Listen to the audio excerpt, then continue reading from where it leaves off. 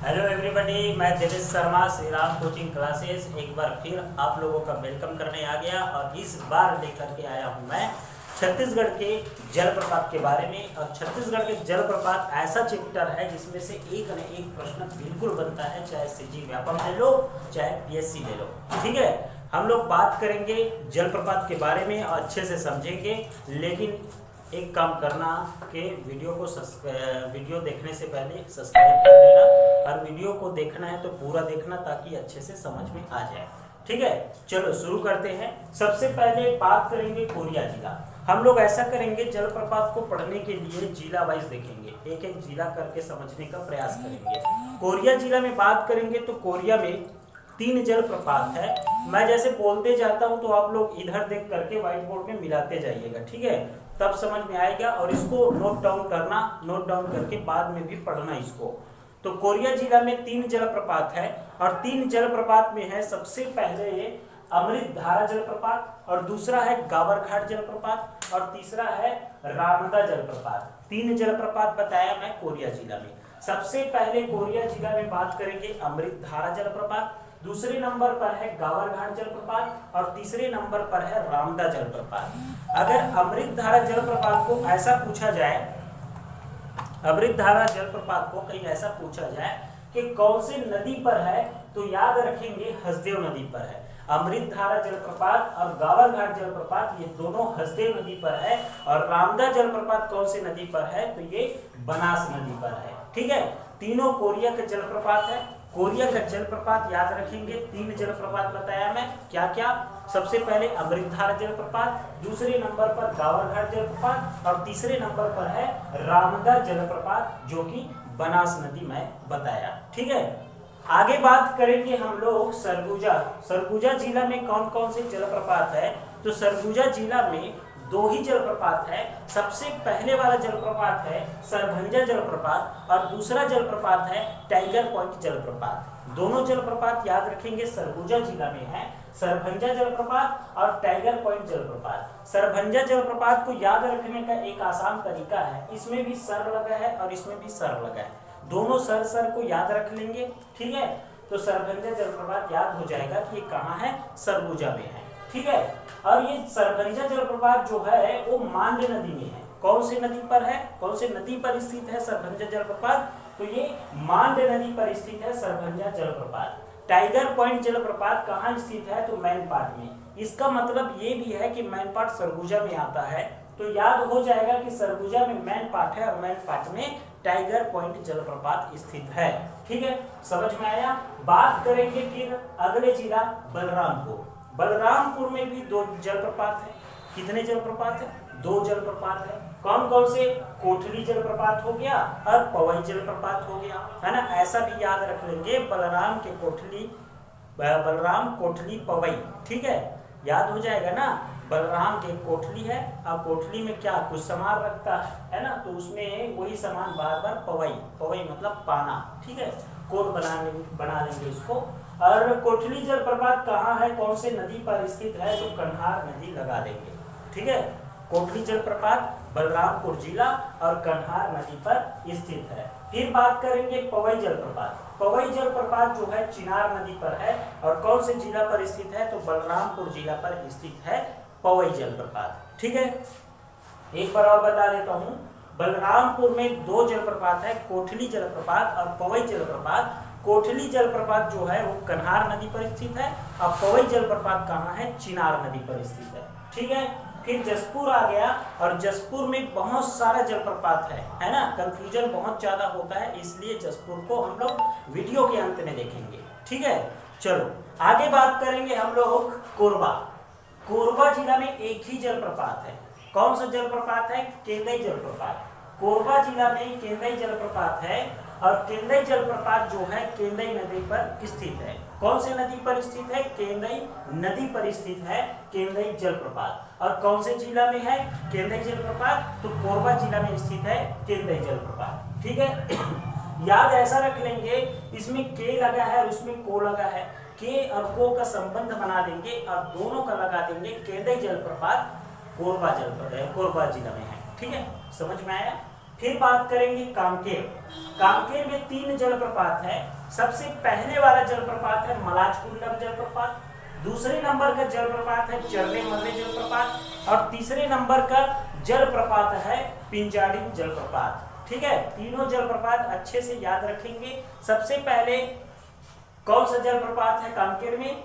मलाजकुंडम जलप्रपात, दूसरे नंबर पर चर्रे मर्रे जलप्रपात और तीसरे नंबर पर है पिंजाडिन जलप्रपात। ठीक है, कांकेर जिला की बात किए, कांकेर जिला में 3 जलप्रपात। कौन कौन से जलप्रपात? सबसे पहले वाला मलाजकुंडम जलप्रपात, दूसरे वाला चर्रे मर्रे जलप्रपात, तीसरा नंबर पिंजाडिन जलप्रपात। अब बात करेंगे कौन से नदी पर है। ठीक है, तो सबसे पहले मलाजकुंडम जलप्रपात ये दूध नदी पर है। इसको कैसे याद रख सकते हैं? तो दूध मलाई याद रख लेना। दूध मलाई में से दूध को देखा जाए तो दूध नदी आ जाएगा और मलाई को देखा जाए तो मलाजकुंडम याद आ जाएगा। ठीक है, तो मलाजकुंडम जलप्रपात दूध नदी पर है। चर्रे मर्रे जलप्रपात और पिंजाडिन जलप्रपात ये दोनों तीनों को याद रखना। मलाजकुंडम, चर्रे मर्रे और पिंजाडिन कांकेर में है। बात करेंगे नारायणपुर का। नारायणपुर जिला में 2 जलप्रपात है, एक तो खुरसेन झरना है और दूसरा नोगो बाबा जलप्रपात है। खुरसेन झरना बहुत इंपॉर्टेंट है, याद रखना, खुरसेन नदी पर है। कौन से जिला में स्थित है? तो नारायणपुर जिला में स्थित है खुरसेन झरना।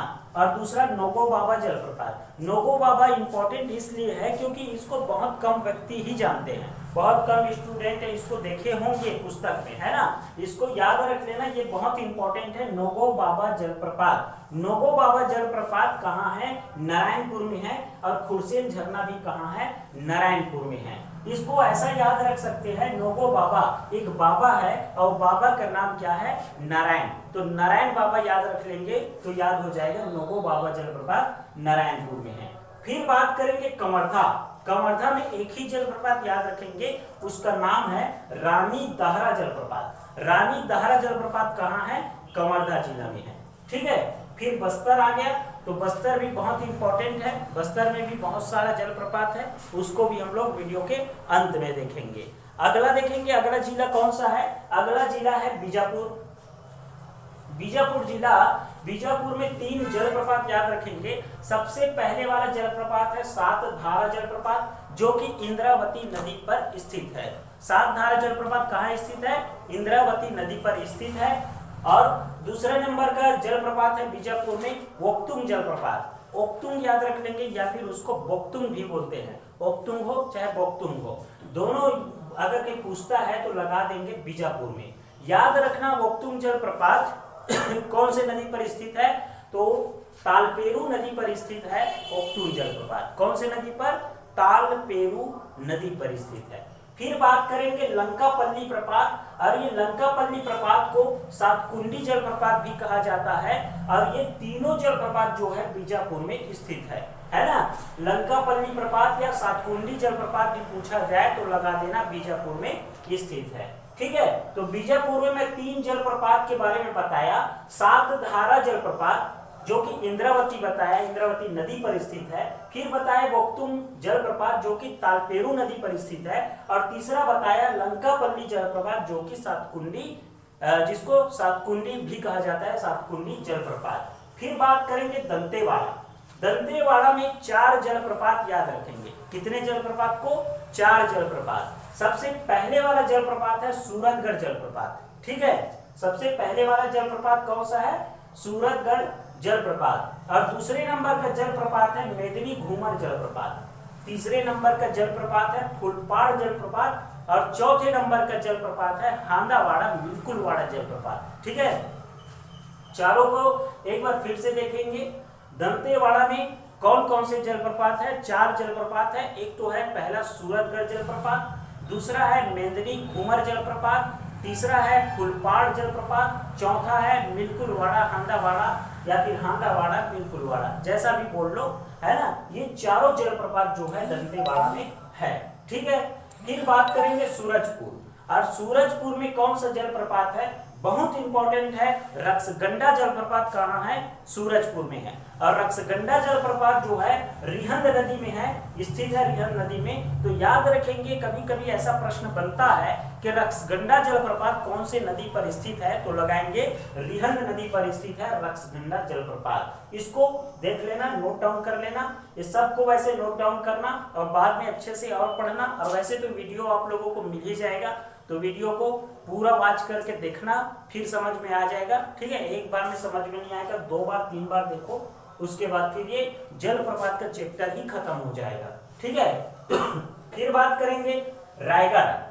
रायगढ़ में एक जलप्रपात है राम झरना जलप्रपात। राम झरना जलप्रपात कहाँ है, अगर कहीं पूछा जाता है प्रश्न बना करके, तो लगा देना कि राम झरना जलप्रपात रायगढ़ में स्थित है। रायगढ़ जिला में कौन सा जलप्रपात है, राम झरना जलप्रपात। फिर बात करेंगे सुकमा, और सुकमा में भी 3 जलप्रपात है, गुप्तेश्वर जलप्रपात, दूसरा नंबर रानी दरहा जलप्रपात, और तीसरा नंबर है मलगेर इंदुल जलप्रपात। कौन कौन से 3 जलप्रपात है, गुप्तेश्वर जलप्रपात, रानी दरहा जलप्रपात, मलगेर इंदुल जलप्रपात। और तीनों का नदी याद रख लेंगे। गुप्तेश्वर जलप्रपात जो है सबरी नदी पर स्थित है, रानी दहरा जलप्रपात सबरी नदी पर स्थित है, और मलगेर इंदुल जलप्रपात मलगेर नदी पर स्थित है। ठीक है, सुकमा का 3 जलप्रपात हो गया। अब मैं बोला था कि जसपुर में बहुत सारा जलप्रपात है, तो इसको एक एक करके नोट डाउन करना। और जसपुर से कोई भी जलप्रपात का एक नाम दे देता है, पूछा जाता है कि कौन से जिला में स्थित है, तो सीधा लगाना है जसपुर में, लेकिन नाम याद होना चाहिए, तब तो जसपुर लगा सकते हैं, है ना। तो सबसे पहले वाला जलप्रपात है जसपुर में रानी दाह जलप्रपात। कौन सा जलप्रपात, रानी दाह जलप्रपात। दूसरा है राजपुरी जलप्रपात, और तीसरा नंबर है दमेरा जलप्रपात। 3 जलप्रपात हो गया, रानी दाह जलप्रपात, राजपुरी जलप्रपात, दमेरा जलप्रपात। फिर आ गया चौथा खुड़िया रानी जलप्रपात, 5वां आ गया बेने जलप्रपात, और 6वां आ गया दानपुरी जलप्रपात।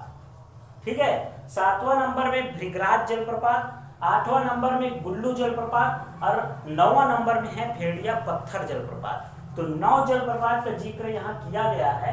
कोई भी एक जलप्रपात को प्रश्न बना करके आप लोगों से पूछ सकता है, तो आपको घबराना नहीं है, सीधा लगाना है जसपुर। याद कर लेना रानी दाह जलप्रपात, फिर उसके बाद बताया मैं राजपुरी जलप्रपात, दमेरा जलप्रपात, फिर बताया खुड़िया रानी, बेने, दानपुरी जलप्रपात, फिर बताया भृगराज जलप्रपात, गुल्लू जलप्रपात, भेड़िया पत्थर जलप्रपात। फिर बात करेंगे मोस्ट इंपोर्टेंट बस्तर जिला। ठीक है, बस्तर जिला में चित्रकूट जलप्रपात है, जो कि बहुत इंपॉर्टेंट है। बार बार प्रश्न पूछा जाता है कि चित्रकूट जलप्रपात कौन से जिला पर स्थित है और कौन से नदी पर स्थित है। नदी अगर पूछा जाए तो इंद्रावती नदी लगा देना है इसको। चित्रकूट जलप्रपात इंद्रावती नदी पर स्थित है, कौन से जिला पर, तो बस्तर जिला पर स्थित है। दूसरा जलप्रपात है बस्तर का तीरथगढ़ जलप्रपात। दूसरा जलप्रपात कौन सा है, तीरथगढ़ जलप्रपात। और तीसरा नंबर का जलप्रपात है बस्तर का तामड़ा घूमर जलप्रपात। ठीक है, 3 जलप्रपात मैं बताया, चित्रकूट जलप्रपात, दूसरा बताया मैं तीरथगढ़ जलप्रपात, और तीसरा बताया मैं तामड़ा घूमर जलप्रपात। और उसके बाद अन्य जलप्रपात है, जैसे कि चित्रधारा जलप्रपात, महादेव घूमर जलप्रपात, मंडवा जलप्रपात, करंजी जलप्रपात, है ना। एक बार और देखेंगे, चित्रकूट जलप्रपात, उसके बाद बताया मैं तीरथगढ़ जलप्रपात, फिर बताया मैं तामड़ा घूमर जलप्रपात, फिर बताया मैं चित्रधारा जलप्रपात, महादेव घूमर जलप्रपात, और फिर बताया मंडवा जलप्रपात, फिर बताया करंजी जलप्रपात। अब ऐसा करके हम लोगों का जलप्रपात जो है समाप्त हो गया, खत्म हो गया। अब प्रश्न पूछा जाए कहीं का जलप्रपात कहाँ है और कौन से नदी पर स्थित है, तो घबराना नहीं है, बता देना कि कौन से जलप्रपात कौन से जिला में है और कौन से नदी में है। अब मैं वीडियो के अंत में एक चीज बताने वाला था और बहुत इंपॉर्टेंट है, वो ये है कि सबसे पहले जसपुर में देखा जाए तो इसमें रानी दाह है। कौन सा है, रानी दाह। उसके बाद फिर कवर्धा में देखा जाए तो कवर्धा में कौन सा जलप्रपात है, तो इसमें है रानी दहरा। और उसके बाद फिर सुकमा में देखा जाए तो सुकमा में है रानी दरहा। तो तीनों में कंफ्यूजन नहीं होना है। सबसे पहले कवर्धा का याद करेंगे, कवर्धा में है रानी दहरा, है ना, इसमें दहरा है। और सुकमा का क्या है, रानी दरहा। सुकमा का दरहा है और कवर्धा का दहरा है। और जसपुर का दा है। ठीक है, तीनों को याद रखेंगे, तीनों में कंफ्यूजन नहीं होना है और तीनों का अंतर स्पष्ट कर लेना, फिर याद हो जाएगा। ठीक है, चलो आज के लिए थैंक यू, धन्यवाद, जय हिंद। कैसे लगी इस पटेल हैं? चालू च नहीं करे।